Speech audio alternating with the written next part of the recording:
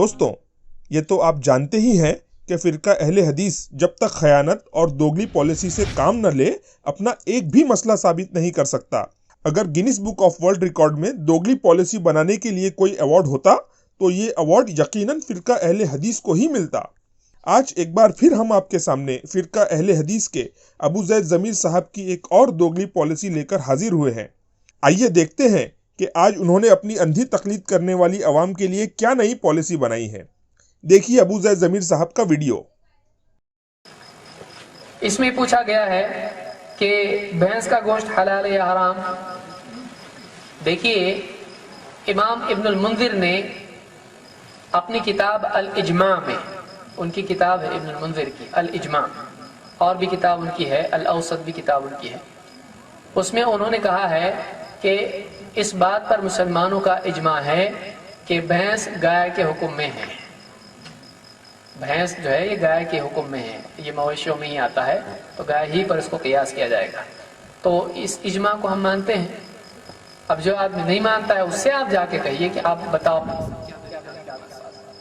تو ہمارے نزدیک بھینس حلال ہے، اس کا دودھ بھی حلال ہے، اس لیے کہ وہ حلال ہے، اور اس پر مسلمانوں کا اجماع ہے۔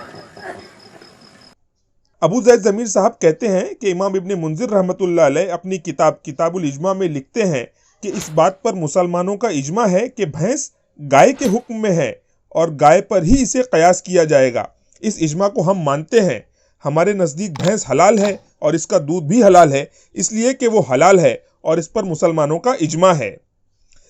ابو زید ضمیر صاحب نے اس اجماع کو تو مان لیا، مگر جب کہیں غیر مقلدین کے خلاف کسی بات پر کسی عالم نے کسی کتاب میں کوئی اجماع لکھا ہوتا ہے تو فرقہ اہل حدیث کے یہ سو کالڈ سکالرز اس بات کو عوام سے نہ صرف چھپاتے ہیں بلکہ اس کو ماننے سے ہی انکار کر دیتے ہیں۔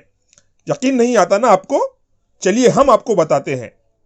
امام ابن منذر رحمۃ اللہ علیہ، جن کا حوالہ ابھی آپ نے ابو زید ضمیر صاحب کی زبان سے سنا، جی ہاں، وہی ابن منذر رحمۃ اللہ علیہ اپنی اسی کتاب الاجماع میں لکھتے ہیں کہ اس بات پر مسلمانوں کا اتفاق ہے کہ کوئی شخص اپنی بیوی سے کہے کہ تجھے 3 طلاق ہے مگر 3، تو تینوں طلاقیں واقع ہو جاتی ہیں، یعنی ایک وقت میں دی جانے والی اکٹھی تینوں طلاقیں واقع ہو جاتی ہیں۔ اس بات پر تمام مسلمانوں کا اجماع ہے۔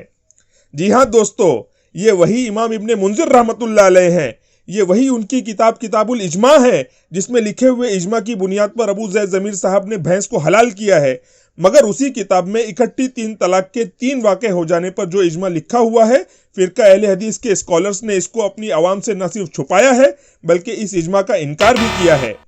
واہ بھائی واہ، جو چاہے آپ کا حسن کرشمہ ساز کرے۔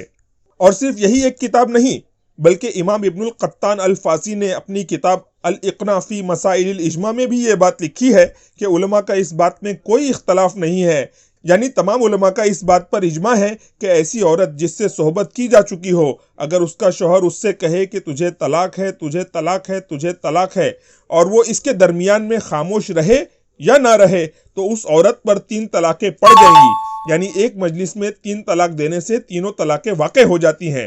اس پر تمام مسلمانوں کا اجماع ہے۔ یہیں پر بس نہیں، فرقہ اہل حدیث کے ایک بہت بڑے اسکالر شیخ زبیر علی زئی صاحب جز علی بن محمد الحمیری کے حاشیے میں تابعین کے اس فتوے پر کہ اکٹھی 3 طلاقیں واقع ہو جاتی ہیں اپنا فیصلہ سناتے ہوئے لکھتے ہیں کہ 3 اکٹھی طلاقوں کے واقع ہو جانے پر حضرت ابن عباس رضی اللہ عنہ اور دیگر صحابہ اکرام رضوان اللہ علیہم اجمعین سے صحیح روایتیں مروی ہیں اور اس میں ان کا کوئی مخالف سامنے نہیں آیا، پس یہ صحابہ اکرام کا اجماع ہو گیا اور کتاب و سنت میں اس اجماع کے خلاف کچھ بھی نہیں۔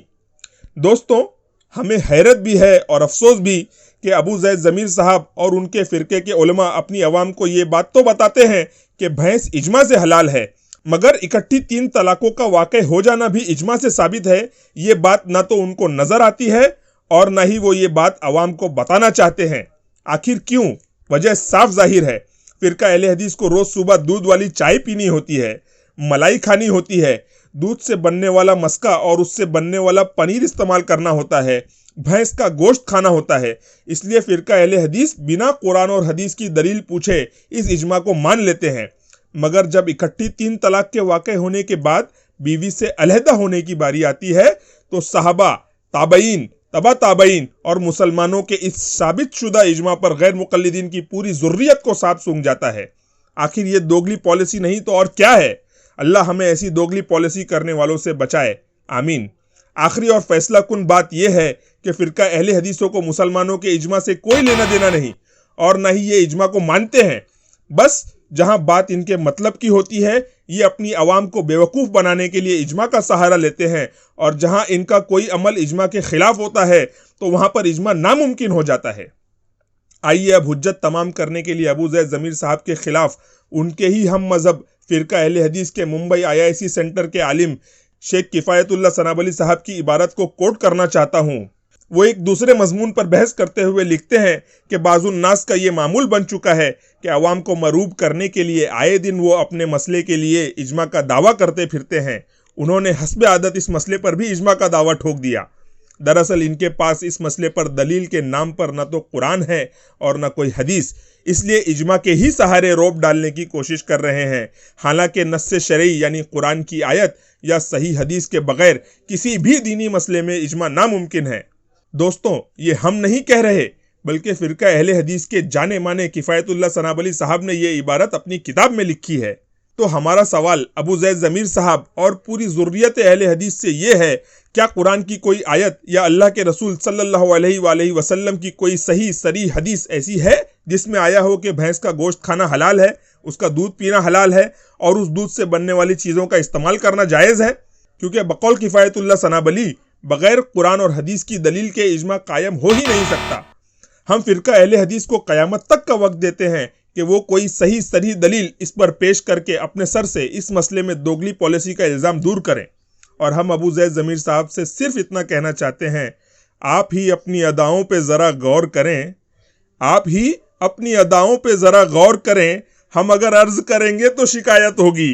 यही नहीं, किफ़ायतुल्लाह सनाबली साहब अपनी बात को आगे बढ़ाते हुए लिखते हैं, ऐसा इजमा जो बग़ैर नस्से शरई यानी जिस पे ना तो कुरान की कोई आयत हो और ना ही सही हदीस हो, तो ऐसा इजमा का दावा करने वाला झूठा है। तो अब हम फैसला फ़िरका अहले हदीस की आवाम पर छोड़ते हैं कि वो खुद तय करें कि अबू ज़ैद ज़मीर साहब किफ़ायतुल्लाह सनाबली के बकौल वाकई अपने दावे में सच्चे हैं या झूठे हैं। वमा अलैना इल्लल बलाग। हमारे इस दिलचस्प वीडियो को अपने सर्कल्स में शेयर करें और अल इज्मा के लोगो पर क्लिक करके सब्सक्राइब करें। फिर नीचे जाकर इस घंटी पर इस तरह क्लिक करें ताकि आपको हमारे नए वीडियोस का पता चलता रहे।